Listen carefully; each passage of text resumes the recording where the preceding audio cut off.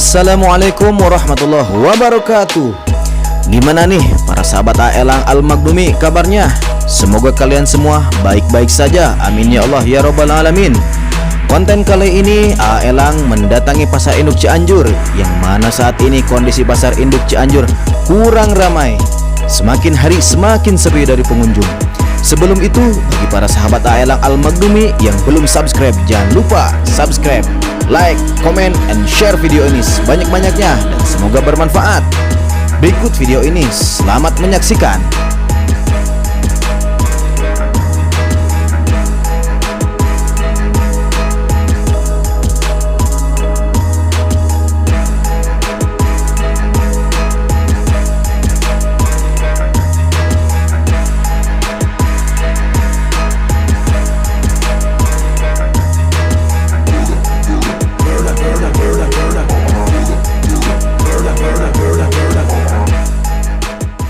Assalamualaikum warahmatullahi wabarakatuh.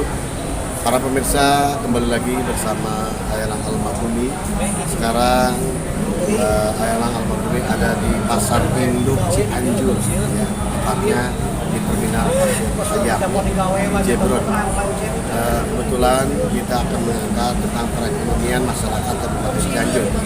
Ternyata sebagaimana kita melihat kondisi perekonomian masyarakat pasca COVID-19 selama 2 tahun ini, ternyata perekonomian terpuruk dan ambruk.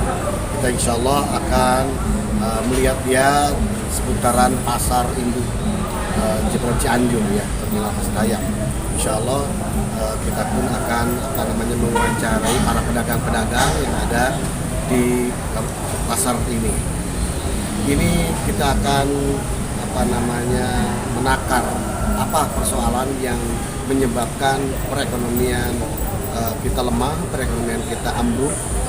Apakah ada pembiaran dari pemerintah atau tidak ada kepedulian dari pemerintah, atau pembiaran, atau apa yang menjadi penyebabnya? Nanti kita akan berbincang-bincang dengan para pedagang di pasar induk.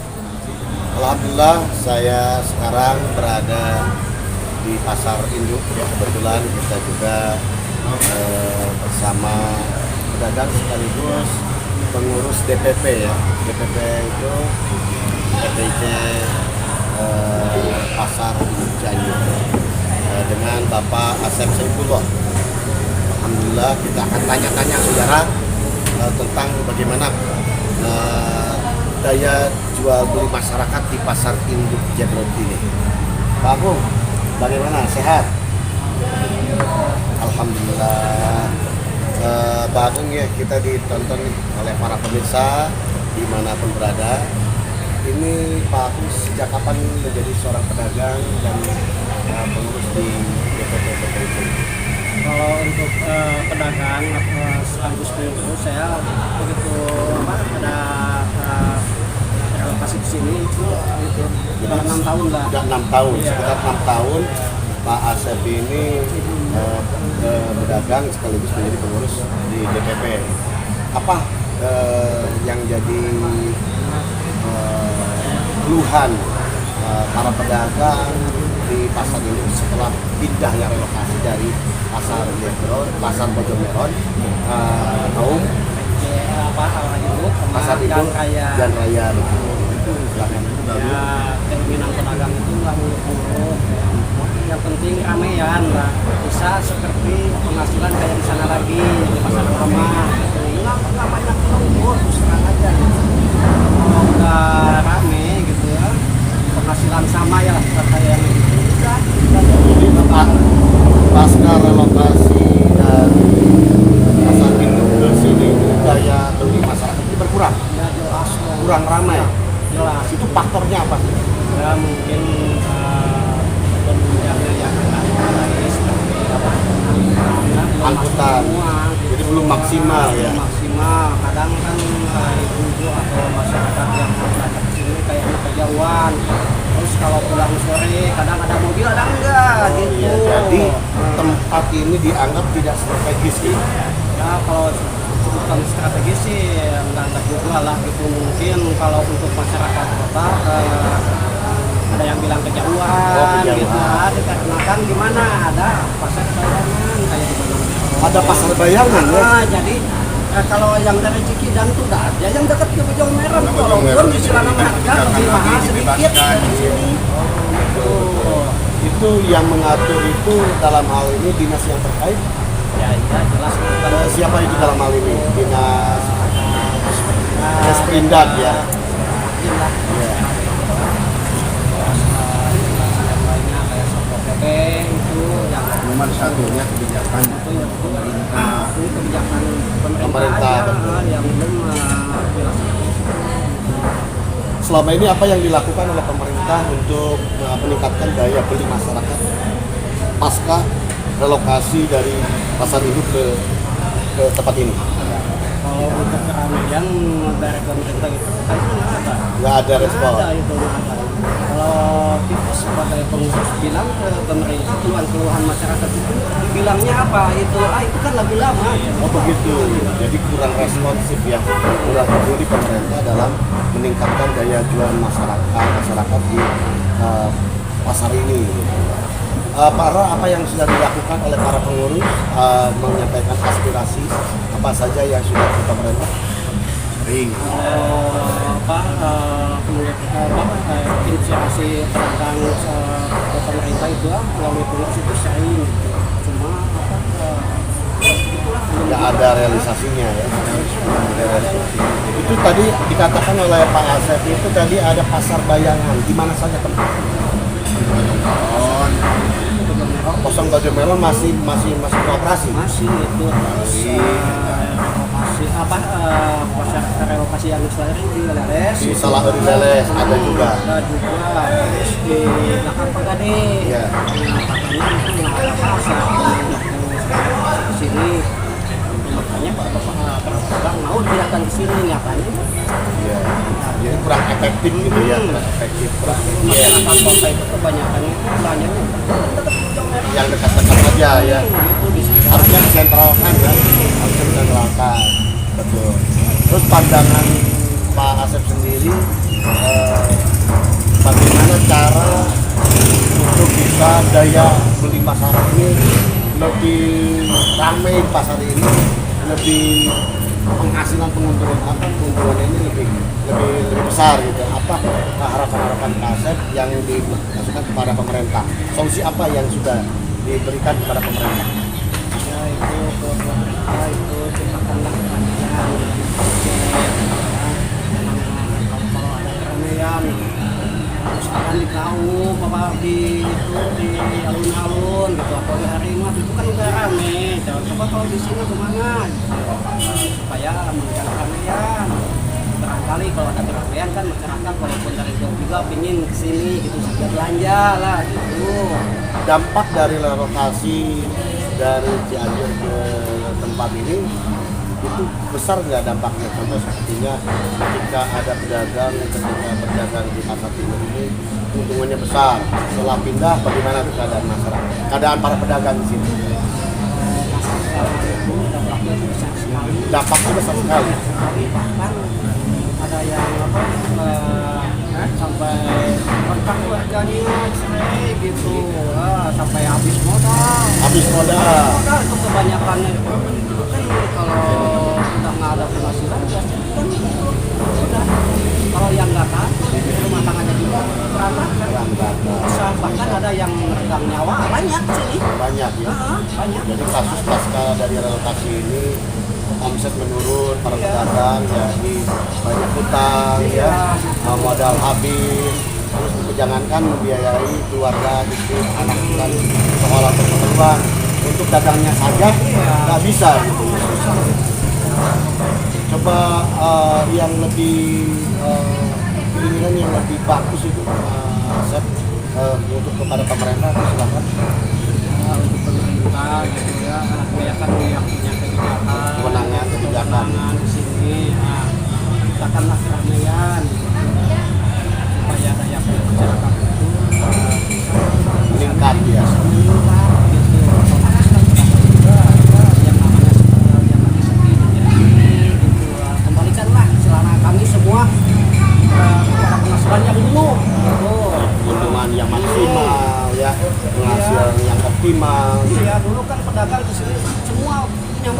punya modal, punya tabungan, Punya sekarang tabungan. udah habis. Habis? Habis, jangankan tabungan modal juga itu habis. Tadi saya lihat banyak kios-kios yang nggak buka, tutup gitu. Banyak yang kosong nggak Ya buka. itu Dampak itu. Dampak itu contohnya itu. Kadang kan banyak yang profesi. Ahli profesi dari pedagang jadi Yang pedagang jadi beli bangunan. Kuli bangunan. Ada yang jadi tukang Oh, ojek. dia berontak rumah tangganya juga banyak. Yang rumah tangga itu juga banyak. Kasihan lah. Mudah-mudahan pemerintah bisa memberikan dana seperti ini. Kasihan udah 6 tahun atau Iya. 6 tahun di sini. Seperti ini apa namanya dagang kayak pakaian ini sehari bisa omsetnya berapa? Kadang dapat pahari juga enggak? Kalau yang di sini mah laku sepotong, Sepotong? kadang nggak pula ya segitu. Ya Per hari itu. sepi kan. Dulu waktu kemarin yang mau lebaran juga biasanya kan ada kami kita makan ada Ramadan di kota, ada sepi di sana gitu. Jadi akibat ada bazar Ramadan sehingga pedagang-pedagang sini mengeluhkan tidak ada yang pembeli, tidak ramai. Iya, sepi Sepi pembeli. Nah ini dalam hal ini pemerintah harus betul-betul jeli ya, harus dalam bagaimana apa namanya memihak kepada para pedagang pasar induk karena memang direlokasi dari pasar induk Cianjur ke terminal Pasir Hayam ya, Pasir Hayam. Baik para pemirsa, itulah tadi dipaparkan oleh Pak Asep, salah satu para pedagang juga para pengurus DPP apa yang tadi disampaikan, banyak keluhan-keluhan para pedagang. Ternyata yang pindah ke sini membawa modal, tapi sekarang omsetnya menurun sehingga berbagai dampak itu muncul ya, seperti sekarang utangnya banyak, ya tabungannya terkuras, banyak yang ahli profesi dari pedagang menjadi beli bangunan ya, dan ojek online dan sebagainya. Nah ini keprihatinan dari salah satu pengurus DPP PPIC di sini. Ini bisa didengar oleh pemerintah atau instansi yang terkait agar bisa meningkatkan bagaimana caranya meramaikan pasar ini untuk supaya nantinya para pedagang ini banyak apa namanya daya beli masyarakatnya itu meningkat, bertambah kelipatannya juga, keuntungannya juga berlipat-lipat ya, sehingga kebahagiaan yang apa namanya didapat oleh para pedagang pasar induk Cebrot ini bisa dirasakan. Inilah tugas daripada pemerintah. Jadi terkait kepada Bapak Bupati Cianjur dan juga instansi Deperindak agar segera diperhatikan kondisi pada saat ini selama 6 tahun ya. 6 tahun ini cukup lama ya, cukup lama. Kalau dalam usaha itu 1 bulan juga kalau sudah tidak ada modal ini sudah gulung tikar ya, sudah gulung tikar. Ini perlu diperhatikan, perlu ada perhatian serius dari pemerintah agar senantiasa memberikan solusi-solusi yang terbaik. Tadi juga disampaikan faktor-faktor penyebab daya beli masyarakat berkurang, karena yang pertama itu adalah angkutan umum tidak optimal ya masuk ke pasar ini ya, PPIC ini, dan juga ada pasar bayangan. Yang jadi persoalan ini adalah yang dikeluhkan ada pasar bayangan, ada yang dari sana dan sebagainya. Nah inilah yang menjadi tugas daripada instansi dalam hal ini Deperindak dan juga Bupati Kabupaten Cianjur. Nah saudara-saudara, kita akan melihat bagaimana kondisi pasar sini. Terima kasih. Harapan-harapan silakan harapan-harapan kepada pemerintah. Harapan saya sebagai wakil dari pedagang kepingin janji pemerintah itu dilaksanakan lah, jadi jangan ditunda. Saya sih cukup janji gitu aja. Ya. Jadi harapan Pak Asep, janji pemerintah harus segera ditunaikan, dilaksanakan, jangan ditunda-tunda agar senantiasa para pedagang pasar Cianjur ini merasakan dampak daripada kebijakan yang memihak para pedagang di pasar.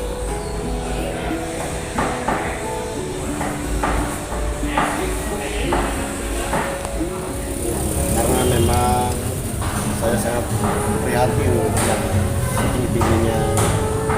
Saya hanya bisa memberikan satu nasihat saja agar bagaimana kita menjalani roda kehidupan di dunia yang nyata ini, tentunya kita harus tahu bagaimana Allah menciptakan kita ini. Tujuan kita adalah lima gila, artinya untuk mencari ridha Allah Subhanahu wa taala. Ya, sebagaimana firman Allah, "Wa ma khalaqtul jinna wal insa illa liya'budun." Dan tidaklah Allah menciptakan dari bangsa jin dan manusia untuk beribadah kepada Allah Subhanahu wa taala. Konsep dalam hal ini berdagang di sini semata-mata untuk beribadah kepada Allah Subhanahu wa taala. Jadi tanamkan ikhlas niat, ya, ikhlas niat artinya bahwa kita untuk melakukan suatu aktivitas usaha demi menafkahi anak, istri, keluarga dan yang lainnya untuk supaya kita bisa beribadah. Kalau punya bekal, sholat pun tenang kan begitu ya. Karena memang sholat pun harus pakai sarung, pakai itu perlu uang dan sebagainya. Artinya niatkan yang baik. Yang kedua, menjadi pedagang yang jujur itu diutamakan. Jadi bagaimana Rasulullah SAW cara berdagang itu ada dalam diri Rasulullah, ada uswatun hasanah. Ya. Jadi tanamkan kejujuran dalam berdagang. Yang ketiga itu jauhi larangan Allah Subhanahu wa taala.